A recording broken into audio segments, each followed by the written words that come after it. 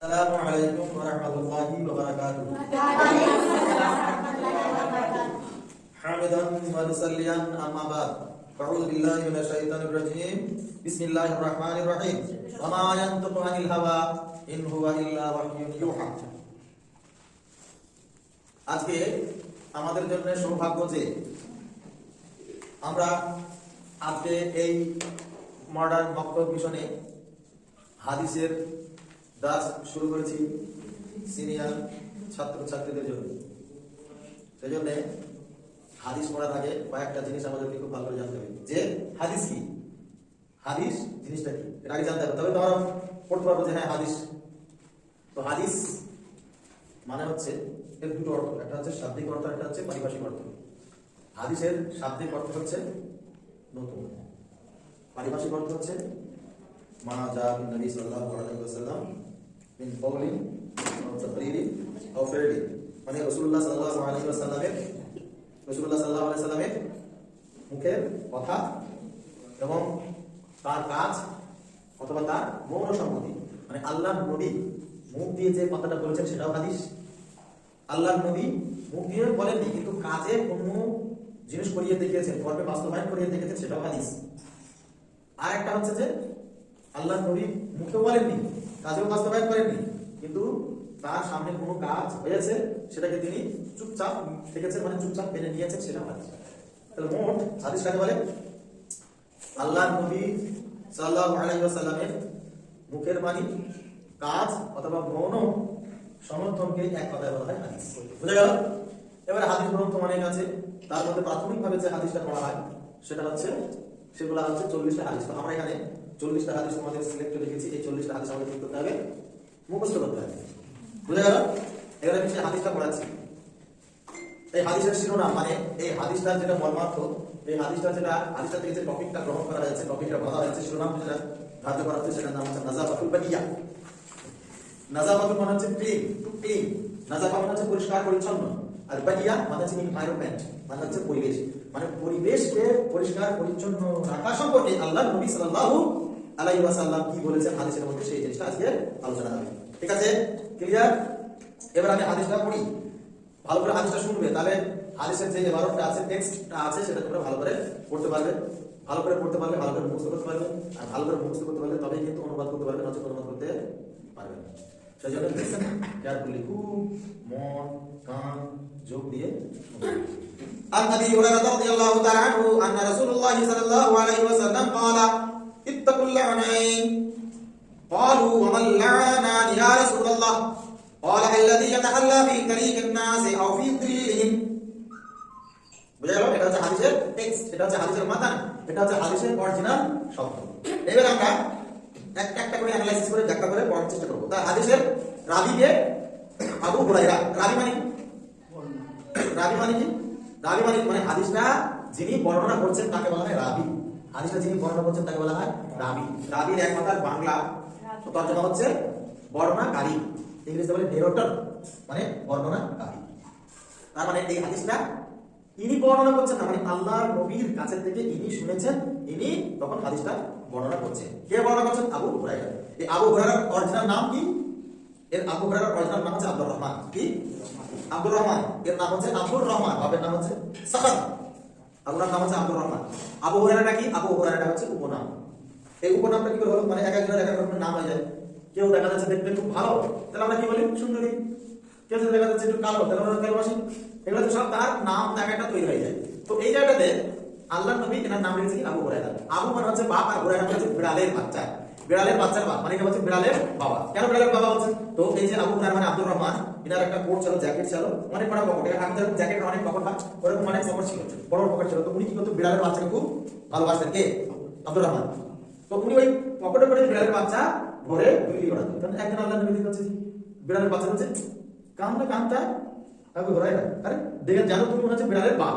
ওই যে আল্লাহর নবী একটা কথা বললেন, ওর নামই পড়ে গেল আবু হুরায়রা। আব্দুর রহমান কেউ চিনতে পারে? বুঝা গেল? এনার নাম হচ্ছে আব্দুর রহমান, আর কুনিয়ার বাবু ওর নাম হচ্ছে আবু হুরায়রা। এনার মায়ের নাম হচ্ছে কি? আমিমা বা উমাইমা, এর মায়ের নাম। ঠিক আছে?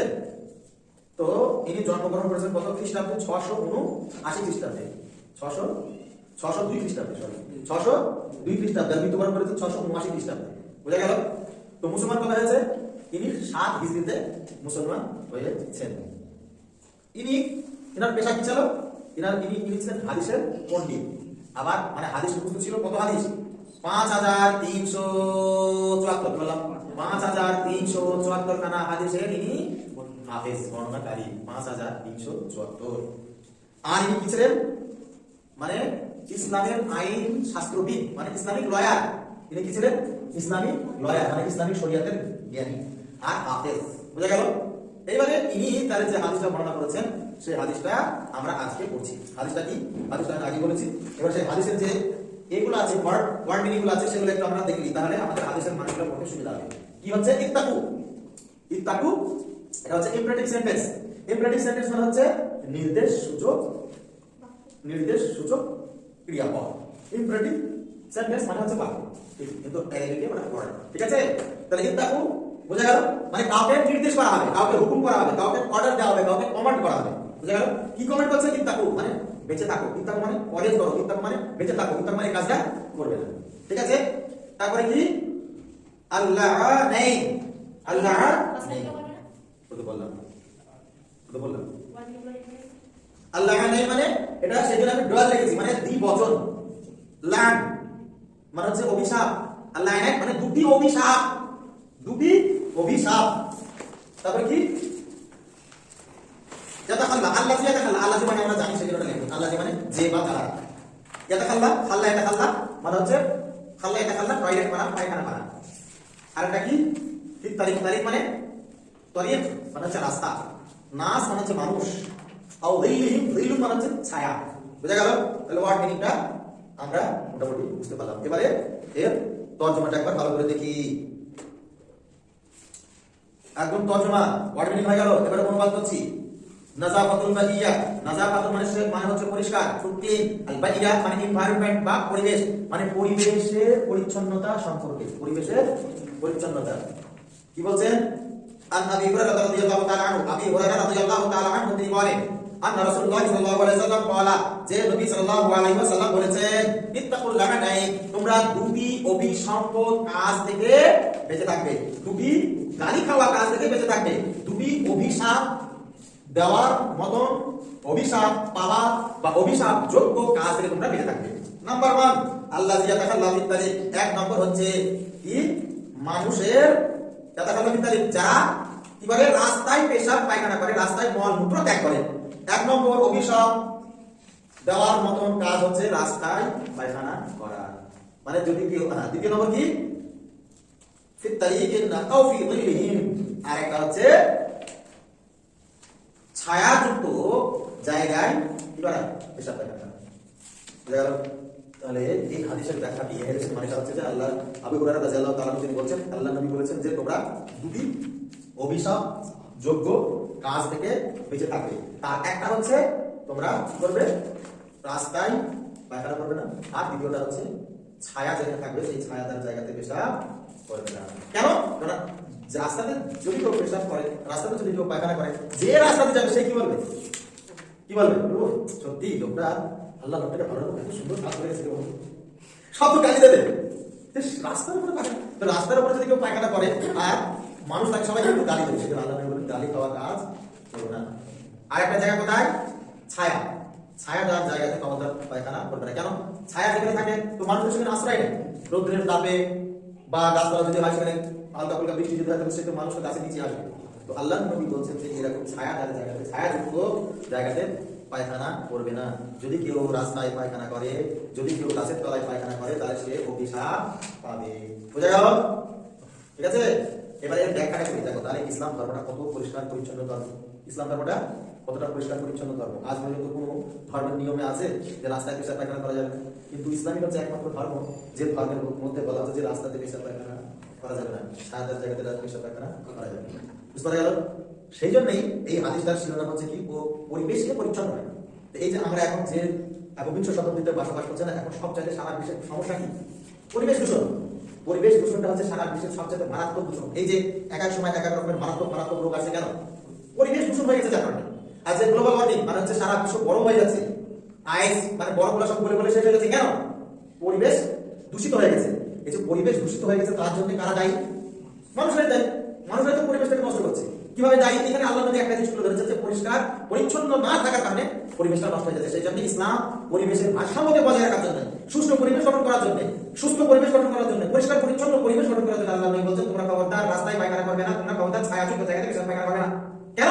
ওই দুই জায়গায় পেশাব করলে যে দেখবে সে কিন্তু গালি দেবে, আর ওই তার গালি দেওয়াটা তার অধিকার আছে, তুমি নিজে থেকে গালি যেটা খবরদার রাস্তাতে, খবরদার ছায়াযুক্ত জায়গাতে পেশাব পায়খানা করা যাবে না। বুঝতে পারা গেল? এটা হচ্ছে হাদিসের ব্যাখ্যা। তাহলে এই হাদিসটার সাথে আমাদের বাস্তব দুনিয়ার সাথে কি সামঞ্জস্য আছে? বাস্তব দুনিয়াতে এখন সবাই পেরেশান যে কিভাবে পরিবেশ বাঁচানো যায়, এনভায়রনমেন্ট কিভাবে রক্ষা করা যায়। সেইটা আজ থেকে 1400 বছর আগে আমাদের নবী, তোমাদের নবী, সারা বিশ্বের নবী জগৎগুরু হযরত মুহাম্মদ সাল্লাল্লাহু আলাইহি ওয়াসাল্লাম সেই ব্যবস্থা করে দিয়ে বলেছেন খবরদার যেন তোমরা রাস্তায় পায়খানা করবে না, ছায়াদার জায়গাতে পায়খানা করবে না। বুঝা গেল?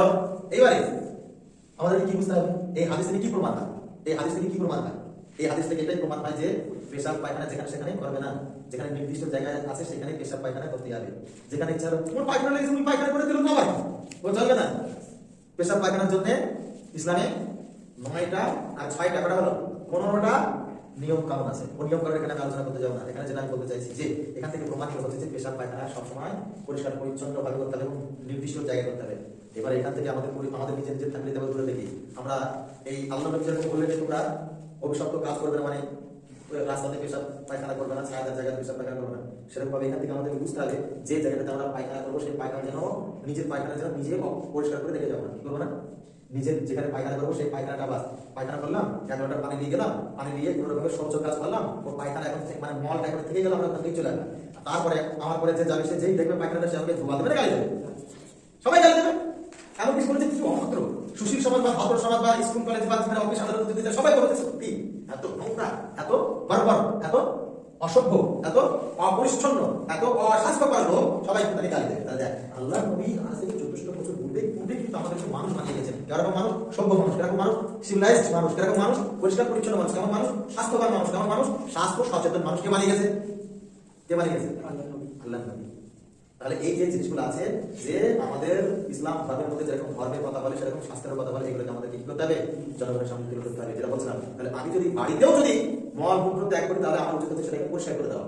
কেননা মলমূত্র ছেড়ে যদি চলে যায় পরবর্তীতে যে সবাই কিন্তু গালি দেবে, সবাই অভিশাপ করবে। সেই জন্য এই হাদিস থেকে আমরা এটাই প্রমাণ করতে পারবো যে আমাদের পেশাব পায়খানা সমস্ত জায়গাকে পরিষ্কার পরিচ্ছন্ন করে রাখতে হবে। আর যারা মেয়ে লোক তাদেরকে ভালো করে ভাবতে হবে, কেননা সংসার সুখের হয় রমণীর করে, আজকাল সেই কথা মেয়েরা কি জানে কি করতে হবে? পরিষ্কার পরিচ্ছন্ন। কারণ মেয়েরা কিন্তু পরিষ্কার পরিচ্ছন্ন থাকতে পছন্দ করে। খালি নিজের শরীরটাকে পরিষ্কার পরিচ্ছন্ন করলে হবে না, নিজের পরিবেশটাকে মানে নিজের ঘরটাকে পরিষ্কার করতে হবে, নিজের পায়খানা বাথরুমগুলো পরিষ্কার করতে হবে, তারপর নিজের বাড়িটাকে পরিষ্কার পরিচ্ছন্ন করতে হবে, তারপর বাড়ির পরে আশেপাশে যে সমস্ত জায়গাগুলো আছে সেগুলো পরিষ্কার পরিচ্ছন্ন করতে হবে। তাহলে আমি যদি আমার বাড়িটা পরিষ্কার পরিচ্ছন্ন করি, ওই আব্দুল জব্বার যদি আব্দুল জব্বারের বাড়ি পছন্দ করে পরিষ্কার করে, আব্দুল শুকুর যদি আব্দুল শুকুরের বাড়ি পছন্দ করে, আব্দুল সামাদ যদি আব্দুল সামাদের বাড়ি পছন্দ করে, তাহলে আপনি অটোমেটিকলি নির্মল গ্রাম তৈরি হবে, নির্মল শহর তৈরি হবে। সেজন্য আল্লাহর নবীর নির্মল শহর, আল্লাহর নবীর নির্মল পরিবেশ, আল্লাহর নবীর নির্মল গ্রাম তৈরি করার জন্য আমাদের হাদিসের মধ্যে বলে দিয়েছেন। বুঝতে পারা গেল? তাহলে আজকে আমরা কি বুঝতে পারলাম? যে পরিষ্কার পরিচ্ছন্ন ভাবে আমাদেরকে থাকতে হবে, পরিষ্কার পরিচ্ছন্ন করতে হবে। আজকে এই পর্যন্তই শেষ। সবক কি থাকলো? পাঠ কি থাকলো? আমাদেরকে প্রথম নম্বর কথা চাই হাদিসের পুজোটা মুখস্থ করতে হবে, আর এর শব্দার্থগুলো মুখস্থ করতে হবে, আর এর মানেগুলো মুখস্থ করতে হবে। মামা আলাইনা ইল্লাল বালাগ।